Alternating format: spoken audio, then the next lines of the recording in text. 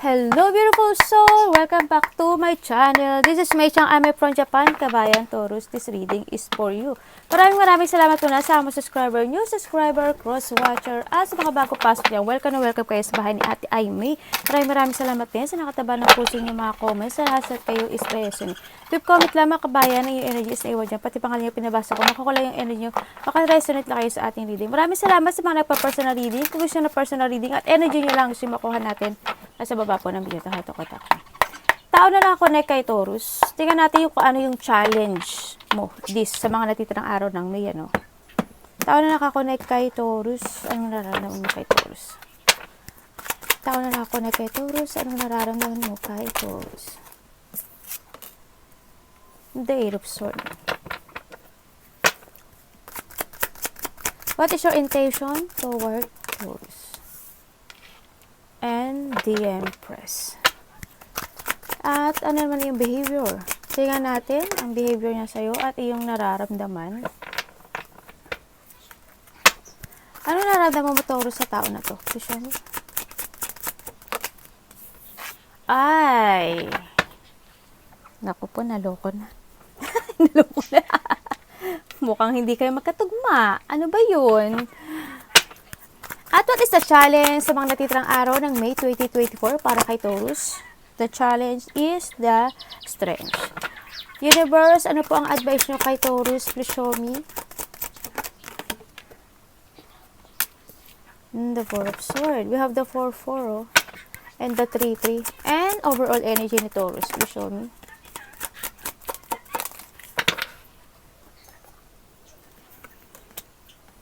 The Eight of Pentacles and the Page of Swords.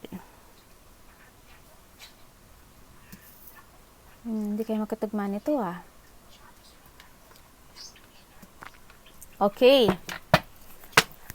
Eight of Swords ang kanyang nararamdaman sa'yo. Please show me bakit. Bakit Eight of Swords? Bakit Eight of Swords nararamdaman mo kay ano? Bakit?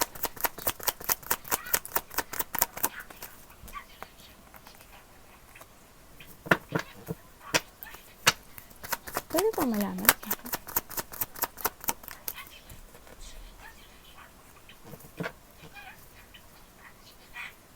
Nararamdaman niya sa'yo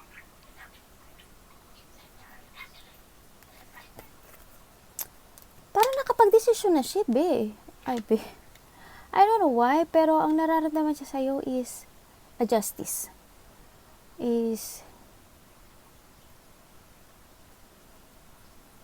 Okay. Maybe ikaw, or vice versa to ha, they feel sorry kasi bigla siyang nawala. And they know na ikaw is na-trap dito sa situation na meron siya. Na mas pinili niyang maging mag-isa. No? They feel sorry for that. Na mas pinili niyang maging mas masaya bilang sarili niya lang. Mas unahin niya ang sarili niya kaysa kasama ka.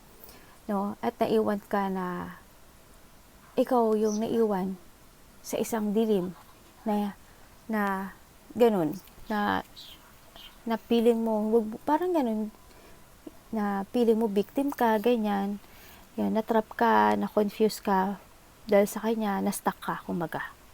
Yun, parang, sorry, kasi parang mas gusto niya mag-isa siya. Yun na nakita ko sa kanya, Taurus. Bakit? Bakit mo sinasabi na?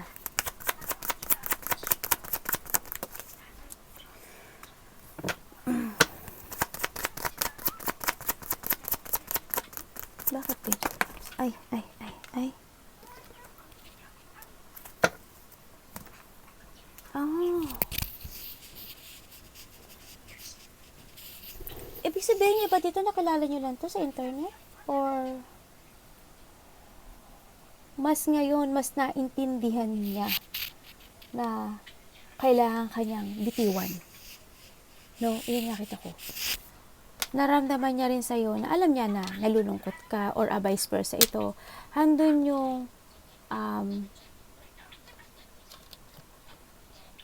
nagkaroon ng mga bad luck or nagkaroon ng mga delay with it comes to look to the future, kumbaga. Maaring ikaw kasi ikaw yung na-stuck or vice versa to, no? Yun. Pero mas pinili niya daw muna yung sarili niya. No? Yan ang nakita ko sa kanya. Kumbaga, kung magkarelasyon man kayo sa ngayon, handoon yung darating yung time na hindi ko naman pinagdadasal, no? Na mas pipiliin ikaw o kaya siya, yung yourself you. Magkakaroon ng delay or magkakaroon, may hirapan ang bawat isa sa inyo or ikaw mismo, Taurus or vice versa. Kasi ikaw yung nahandito na nakita ko na hindi ka kaagad makaka-move on sa situation na to. Parang nangyaring muli yung nangyari noon. Ganun na nakita ko.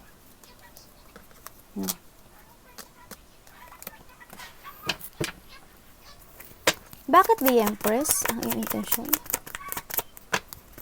Kay Taurus.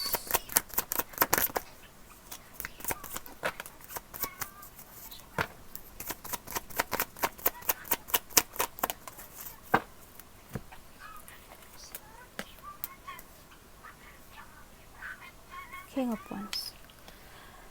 Intention niya sa'yo? Bakit sinasabi mong ganyan?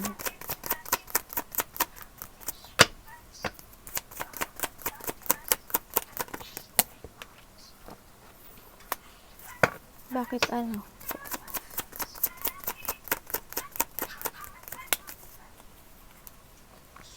Ay, dalawa pala siya. Naku, naloko na. Okay, intention niya sa'yo, medyo hindi ko maganda. Intention niya sa'yo is oo, andoon yung importante ka sa kanya or vice versa to sa tingin ko ito tsaka ito ikaw to kasi magkatugma siya no, siguro sa'yo tong energy kasi ito yung nararamdaman mo no, or vice versa to. Nakita ko dito handito yung pagpapahalaga no, kumbaga handin yung halaga mo dito, pero ang nakita ko sa kanya, parang they want to control you, no? Parang gusto ka lang niyang ma-stuck or parang wala siyang pakialam, something. Ando kasi yung paghihintay, maari ikaw to, no? Sa nakita ko ikaw to kasi mahal mo Kasi ito yung ano mo energy mo Maari ikaw to, mahal mo siya, nakokontrol ka niya, handun yung, I don't know kung itong tao na to, Taurus, is naging bastos sa'yo or naging masama, or nakontrol ka niya, or handun yung naging abusado siya, naging very manipulative, maari. Handun yung itong tao siguro na to, they breaking promises when it comes sa'yo. No? Sa nakita ko dun. Or vice versa ito. Umaga naapi ka, naramdaman mo naapi ka, na-control ka ng situation, and then naiwan kang nakahang. And nandun pa rin na nakikita ko na mahalaga pa rin itong tao na to sa'yo. Or vice versa to kasi nakita ko itong energy is same no? Or vice versa. Para intention niya sa'yo is to control you. Yun ang nakita ko. Hawakan ka niya. Pero hindi ka niya paninindigan. Behavior niya is the 3 of Cups. Please show me. Kuhanin niyo lang yun sa inyo at baka hindi naman sa inyo to. Hindi niyo naman to personal reading. 3 of Cups. Bakit? Naku. Mukhang iba yung nakita ko kung lumabas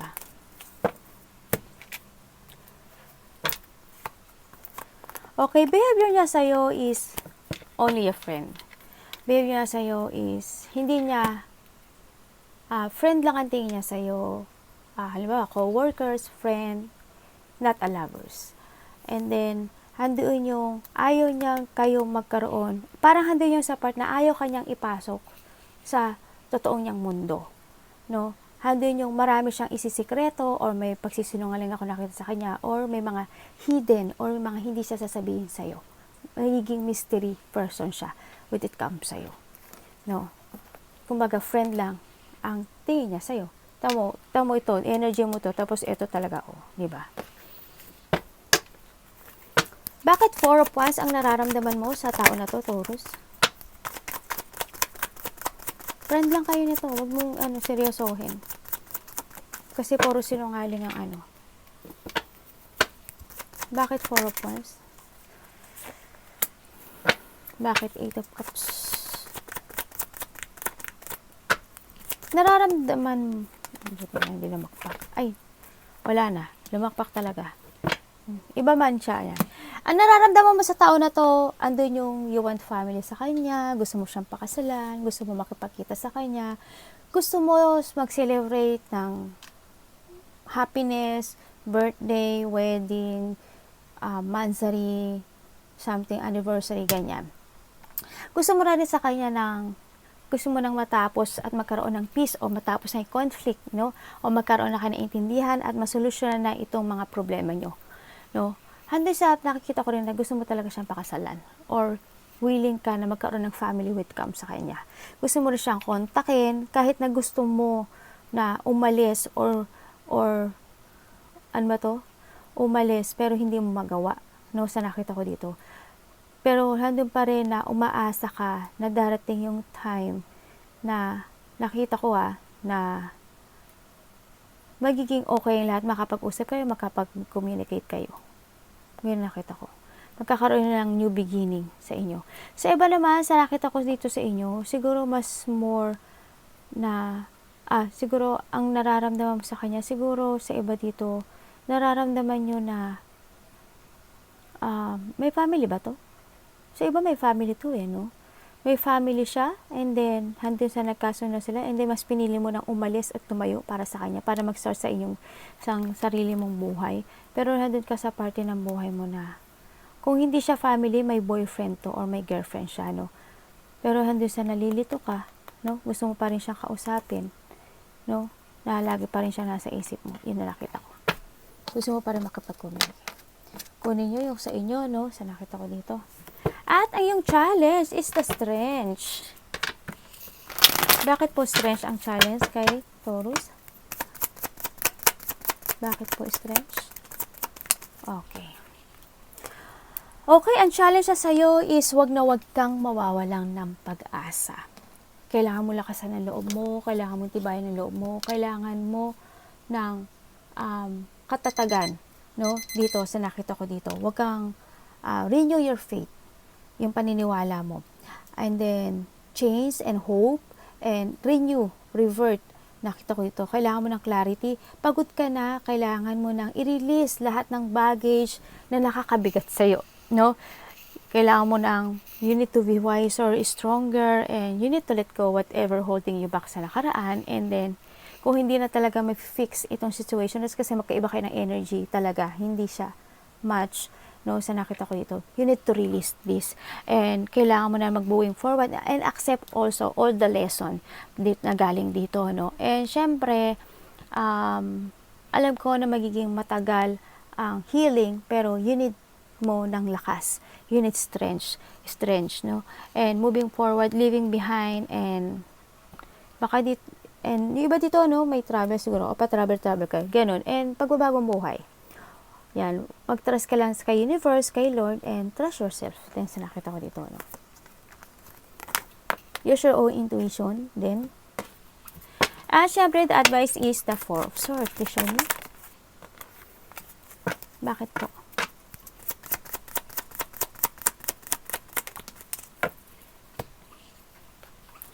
Okay, ang advice niya sa'yo is, sinasabi niya, mas unahin mo ang sarili mo.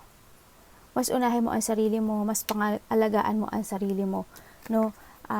Mag-focus ka sa sarili mo. Balansehin mo ang meron ka sa ngayon. Make a new beginning. It's time to relax. Mag-recharge ka, mag-meditate ka. It's time to rejuvenate and take time, space sa sarili. Take a breath and make a new beginning. Start fresh and live of faith. And then, siyempre, freedom, no?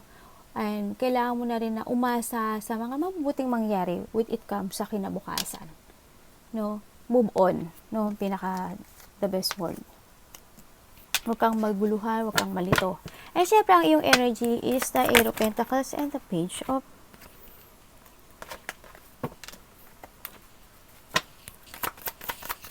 Bakit po?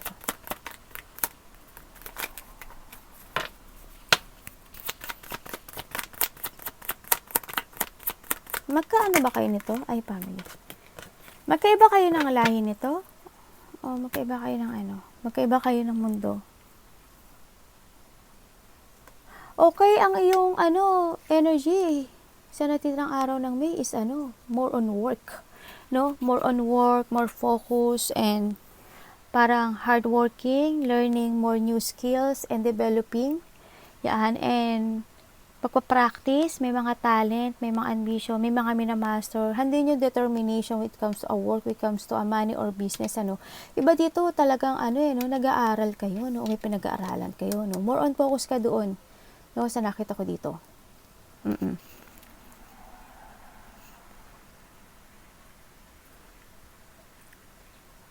Nakikita ko rin dito na nagiging mapusok ka. Why? For what? I don't know why, kung saan ka nagiging mapusok or vice versa to. Hindi ko alam kung may nananakot sa'yo or may nanakot sa'yo or may nagdiktador sa'yo. Nakikita ko sa'yo yung pagiging powerless mo, no? This mga natitirang araw ng May, no? Nagiging powerless ka. Wag kang masyadong lakasan mo yung loob mo. Yun. Mag more on focus ka sa trabaho, sa pag-aaral, developing skills, creation, mastering new skills, yan mga mo ngayon. Nakita ko rin naman na focus and commitment ka sa lahat ng bagay. When it comes to your family, andun din naman, nakasama sila sa blessings na meron ka o makakamit mo, sa nakita ko dito. More on money, and nakikita ko dito sa iba, more on, parang magpo-focus ka sa trabaho at sa stability mo. Yun. Nakita rin ako dito na parang merong may love. May third party ba dito? Parang andoon yung may nakita ko matanda, hindi ko alam. Babae, I don't know kung parents mo or inaalagaan mo. Meron ako nakitang matanda na sinusuportahan mo ba siya o inaalagaan mo? I don't know why. Yun na nakita ko. Diba dito mahilig sa pet, no? Sa nakita ko. And then magkakaroon din, when it comes to your hard work, magkakaroon ka ng stability na maganda. Prosperity, harmony, wealth, abundance. Yan. May darating sa'yo. Arigatou namaste, God bless.